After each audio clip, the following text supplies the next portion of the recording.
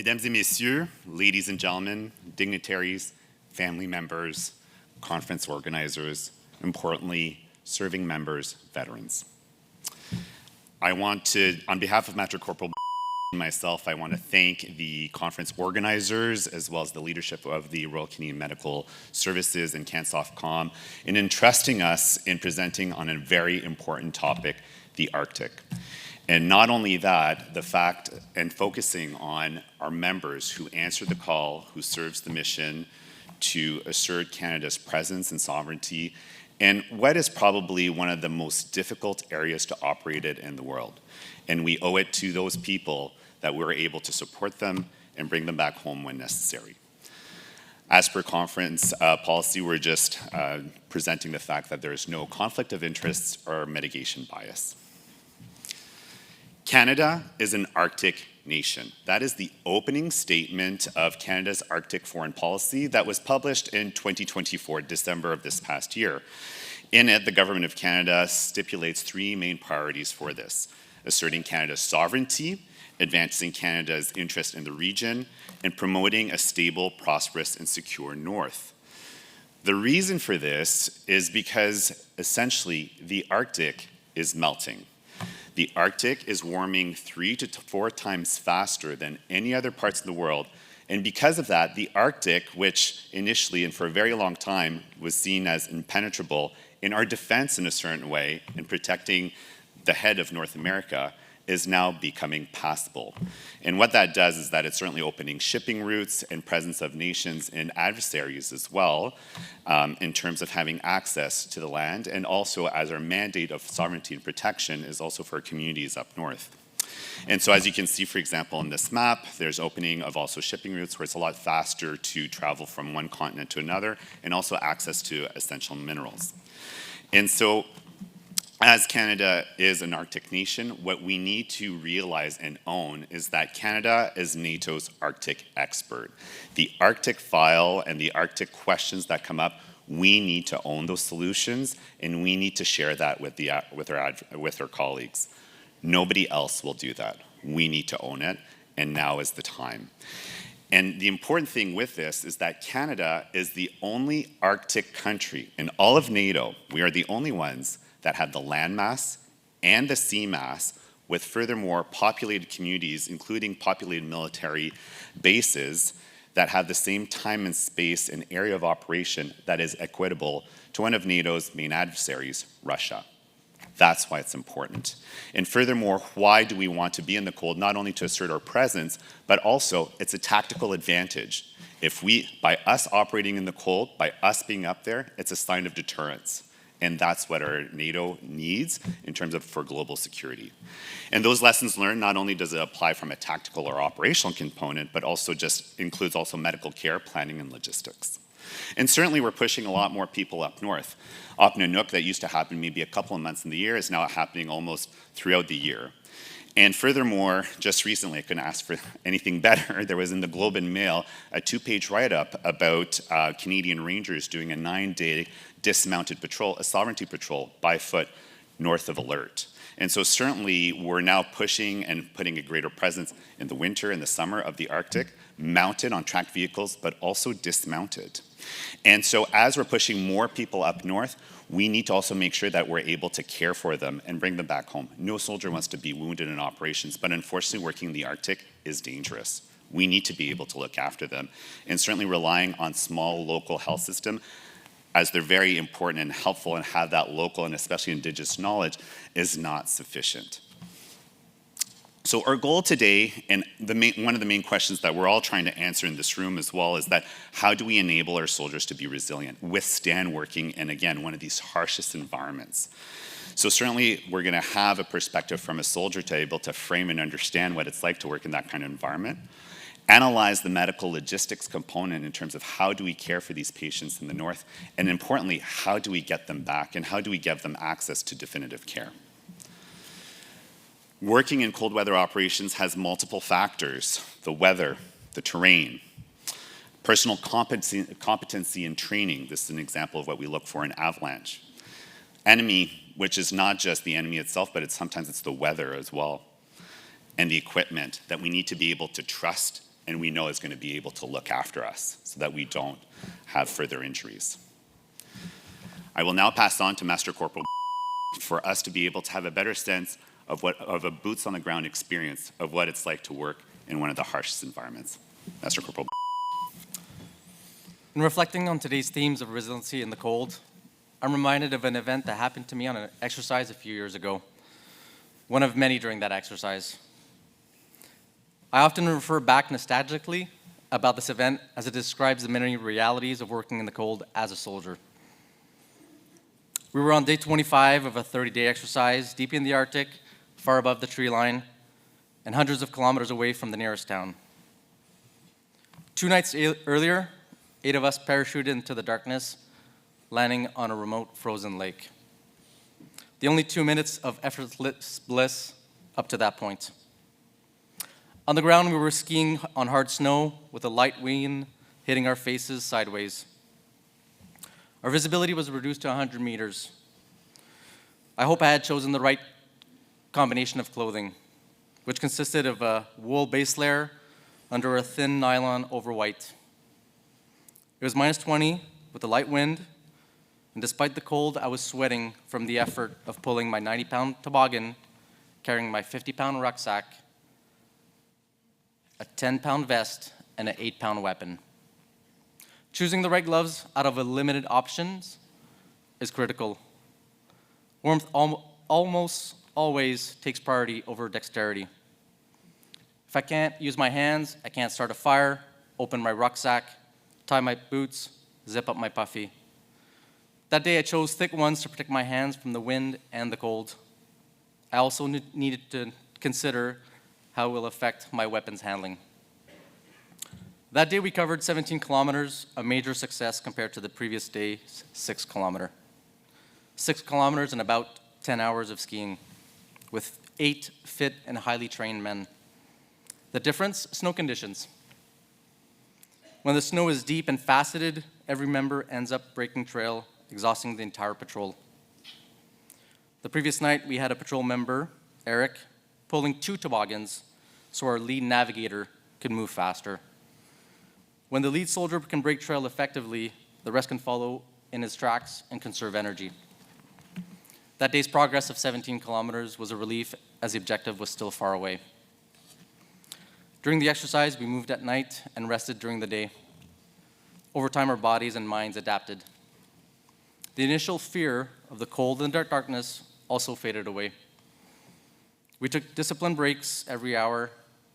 We rested our feet in our backs, hydrated, snacked, confirmed bearings, and made sure to look out for each other. During one of those breaks, I noticed my buddy Odin nodding off, shivering violently. His puffy jacket draped over his head and shoulders only. He was exhausted, so was I. But I wasn't worried. We had trained together for the past 20 days together. And from previous conversations, we both have had to push through similar hardships. I knew he wouldn't fail us, himself for the mission, and that I would reciprocate. Soon after we got the signal to move, we had 3 minutes to pack and go. This was the final leg before needing to find a secure location to rest. After 14 hours on the move, I was exhausted, I was cold. My rucksack, my lifeline, on that day carried the essentials such as my puffy jacket and pants, a shovel, an emergency ration, avalanche safety gear, team medical supplies, poncho, mitts, and a warm hat. My toboggan mood changes with the snow conditions. It hits the back of my boots when we go downhill, becomes an anchor when we go uphill, and rolls over when we cross a side hill. Each time I turn back to fix it, but it's energy that it steals from me. During the last leg, I was sleepwalking, one ski in front of the other, hallucinating from fatigue. I saw people who weren't there. I'm wondering, is it instructors, enemy force, a local hunter? It was just a ghost my mind had created. Eventually, we got the hand signal to move into a listening halt. We sat on our rucksacks silently, barely moving, soaked in sweat, freezing, scanning the darkness for movement. In that moment, you can't afford to put on extra layers. If contact happens, we'd have to move immediately. We waited for 10 minutes, no signs of pursuit. Then came the task of building our shelters. Still in the heavy days, I grabbed my shovel and started digging frantically. Odin and I dug down 3 feet, and luckily that night the snow was soft and light and powdery. With each shovel stroke, I became more alert, waking up from my sleepwalking. When we rest for the day, we have to hide everything: our skis, our pulks, our toboggans. We also dig down a latrine and establish multiple security positions. We have to effectively hide and disappear into the landscape. During the daylight hours, we worked in shifts, some resting, while others did security. And a few melted snow and boiled water. Each of us needs to carry 5 liters before sunset, 1 boiling hot in a thermos, the rest cold water to keep us hydrated for next night's ski. Fuel and water are rationed, just enough to deal with any potential eventuality. Dinner, selected from a limited supply of rations, is one of the few comforts that we have. Luckily that night I pulled out a lamb stew, the team's favorite, and added 2 tablespoons of salted butter. My second pound of butter since the beginning of the exercise. We all carry dense and comforting foods to supplement our diet, such as marzipan, chocolate, nut mix, salami, chips, soft protein bars, mostly all carried in our toboggans. From the corner of my eye, I see Odin pulling security. To stay warm and awake while static, he does 40 squats every 10 minutes. Simon holds the record of 424 hours from last year's winter exercise. In sharing this vignette, I wanted to describe the incredible, challenging event, one of multiple my patrol and I experienced. And from that, I'd like to leave you with some core principles I've learned from working and teaching in the environment. Everything takes longer in the cold. A simple task becomes complex and time-consuming. Moving a casualty, setting up a tent, starting a stove, taking out a sleeping bag, adding warm layers. For the medical people in the crowd, as some of you may know, this is referred to as a storm drill, combining survival and casualty care. Clothing is personal protective equipment. It's not just gear, it's our first line of defense against injury. Effective clothing builds trust in our institution, enhances combat effectiveness, and reduces injuries. Winter training must be progressive and ongoing. And as much as I love the cold, you can't shortcut adaptation to the cold. And you can't force someone to love the cold. First, they have to be willing to be in the cold. Then they have to accept that they will be cold. Then you repeat that cycle for 2 consecutive winters, adding new skills, complexity, and increasing duration, leading to confident, resilient, and resourceful soldiers. Morale matters, and the environment humbles even the strongest personalities. A good attitude is a force multiplier, and we have to seek out those that are motivated by the environment.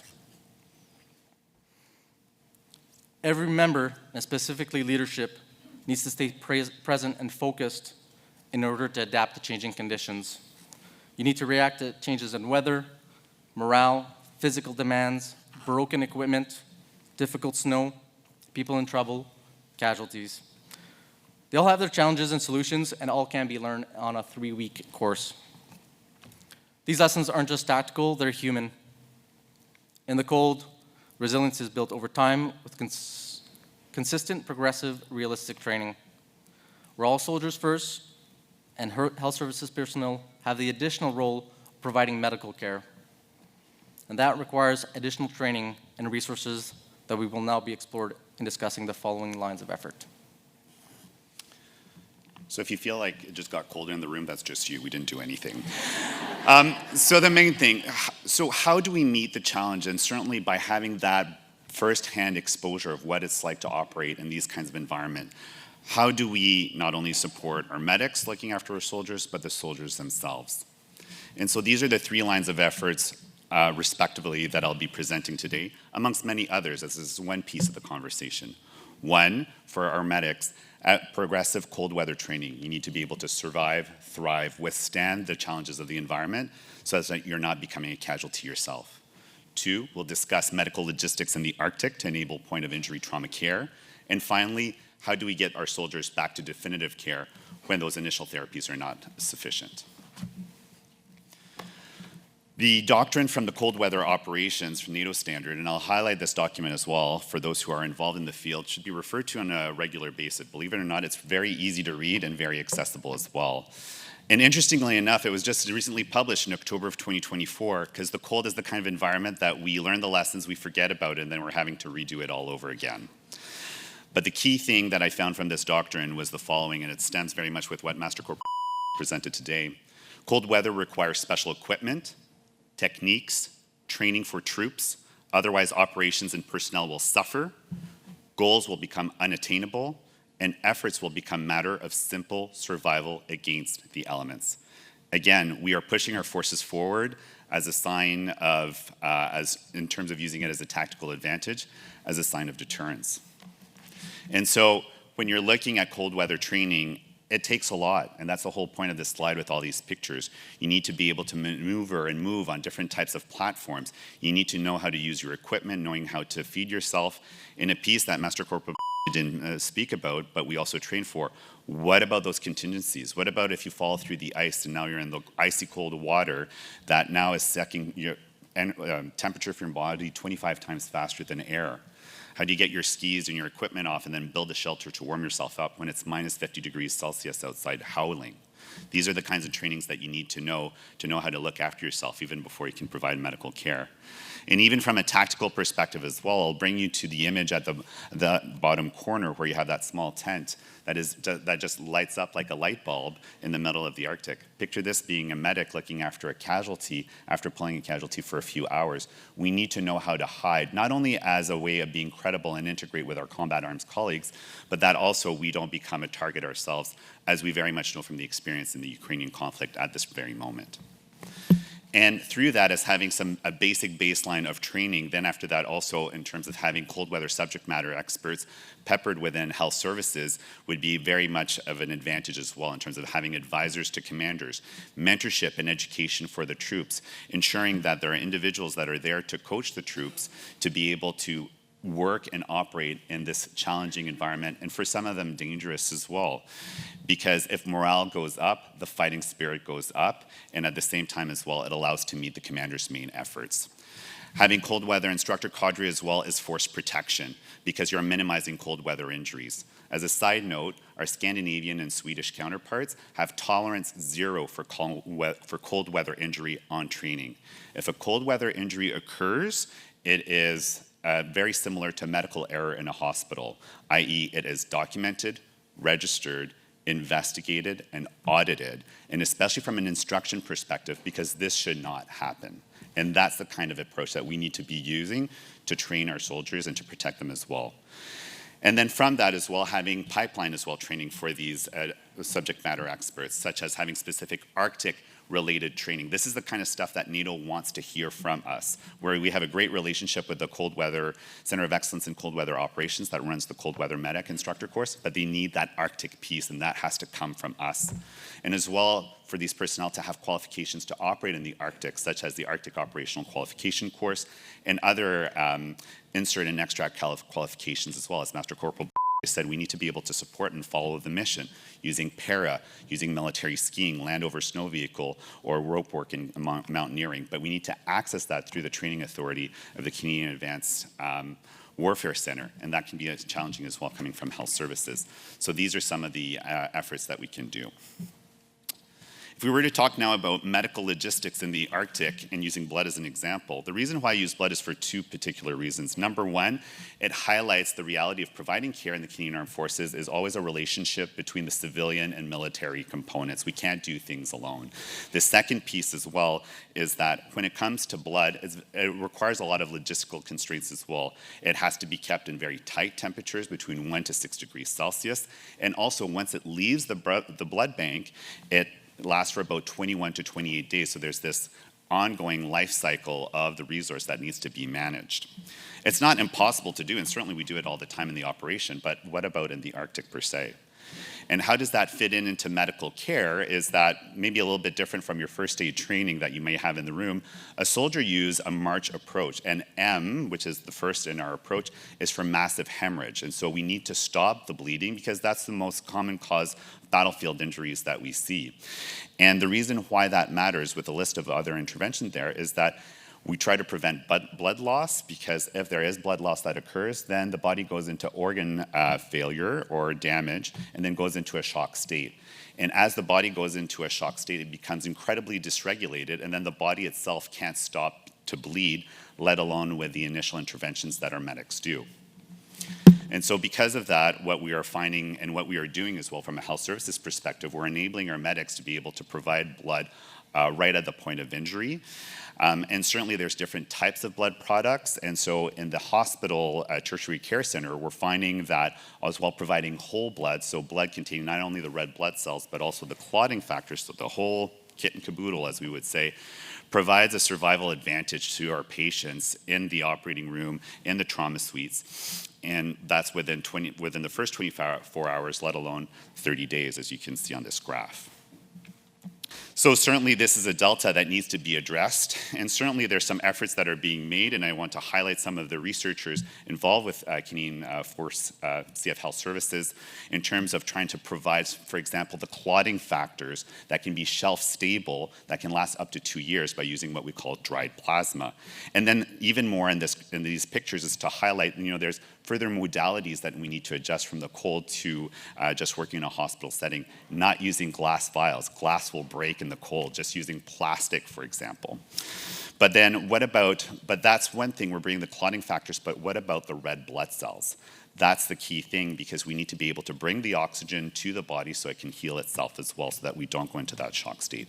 Is it by using airdrop, for example, or through, for example, piggybacking on the airborne operations that are exerting because sometimes the plane can't land?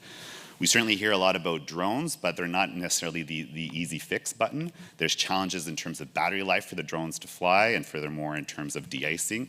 And what about enough GPS satellite coverage as well for the drones to be able to make its way? That's a challenge in the Arctic as well and in the north. What about using northern blood banks, for example, as the Canadian government is establishing NOSHs as well, these northern hubs as well? Could that be a feasibility product? But all these things to maintain ongoing resuscitation. The last piece, chain of evacuation in the Arctic to provide definitive care. Because the reality is that most of our medics are excellent, but sometimes there's some injuries that just supersedes what they're able to do and what they have in their rucksacks. And so it's one thing to provide care during that chain evacuation, but it's a whole other thing to be able to transport the casualty back to that actual hospital, back to that actual center that will fix the patient. And this is where there's a big capability gap amongst NATO countries in cold weather and as well in the Arctic. So to give you an idea of efforts that are being made in terms of looking into this, our Norwegian colleagues, for example, from the Long Range Reconnaissance Patrol, last winter carried out a simulated but 100-day exercise behind enemy lines. During that time, from a tactical perspective, they also included a medical scenario where they pulled 2 simulated casualties over a distance of 265 kilometers over 51 hours. That's going back to Master Corporal's point, everything takes longer in the cold and so much more difficult. And then if we were to bring it in the Arctic, all of these lines that you see there in terms of flying routes, those are about 3 to 5 hours long, okay? 3 to 5 hours for a plane to fly your casualty back. But the plane has to get there. And if the weather's not good, it might take 3 to 5 days for the plane to be actually able to land. So this is where we can't use a one-size-fits-all approach in terms of transporting these casualties back. And the last piece that I want to highlight as well is that there are only 3 hospitals with surgical capabilities in the north: Iqaluit, Whitehorse, Yellowknife. And if you look at your map, there's a big empty space with no surgical care, and that we need to be able to fill the void. So ideas, for example, Would it be, for example, to bring some of our medical or surgical assets further forward, maybe not on a permanent basis, but temporary as well, embedding into these smaller health centers, for example? Not only does that allow us to support the medical logistics and support the civilian system as well that is involved in terms of looking after our casualties, but importantly as well with our northern communities that are so important in terms of our efforts for surveillance, there's the role of medical diplomacy as well with the local population, ensuring that we still maintain that tight relationship with our communities up north, because the rangers are so essential, as we all know and appreciate, in terms of our efforts right now. What about storing equipment and having caches of medical equipment up in the north? As a small example, as an anesthesiologist, the Arctic air is very dry. Well, the thing with that, so what? The thing with that is that it can dry out the caskets, for example, in my ventilator, and then that machine that is supposed to pump air towards a patient and keep them alive, all of a sudden I have a leak. And the oxygen I'm trying to give to the patient is now just going into the room, into the atmosphere. So how do we cycle our equipment or anything like that? Or another small example as well, what about for our surgeons? In the sense that we all know when we take out our laundry in the wintertime, the air is so much more drier and static. Well, the same thing applies in the Arctic as well. What about the sparks when the surgeon uses a cautery, for example, to do their operations? Does that limit the equipment that they could use? These are all these things that we need to trial, and we can't just trial them through tabletops. We actually have to do it live. And this is, again, to follow on Colonel Charlebois's point, this is where CIMVHR is a great catalyst for these kinds of efforts to be done. So in conclusion, moving forward, our approaches certainly need to be from a clinical perspective, research, policy, and community as well. Momentum is already underway, and there are many efforts that are being done. So rest assured, certainly with the development of an Arctic cold weather medic course that is in development right now. But what we need to do at this present moment is get our medics loaded on courses as well that will give them that proficiency to survive in those cold weather environment. The cold weather operator course is not even a baseline or sufficient for our medics. It needs to be more. So if people are feeling like they need to be able to do something, that should be some of the efforts that we do once we get back to our offices this week. Continue on international collaborations as well with the NATO Center of Excellence in Cold Weather Operation in Elverum, Norway, and certainly working on improved layering system and blood supply in the north. Canada is the NATO Arctic expertise. Cold weather readiness is not optional, it's something that we need to act on now. Protecting the frontline soldiers protects Canada and allows for a more stable, peaceful, and safe world. As a last note, I want to thank and salute all of the serving members in this room and as well veterans as well. Mesdames et messieurs, ladies and gentlemen, merci beaucoup. Thank you very much.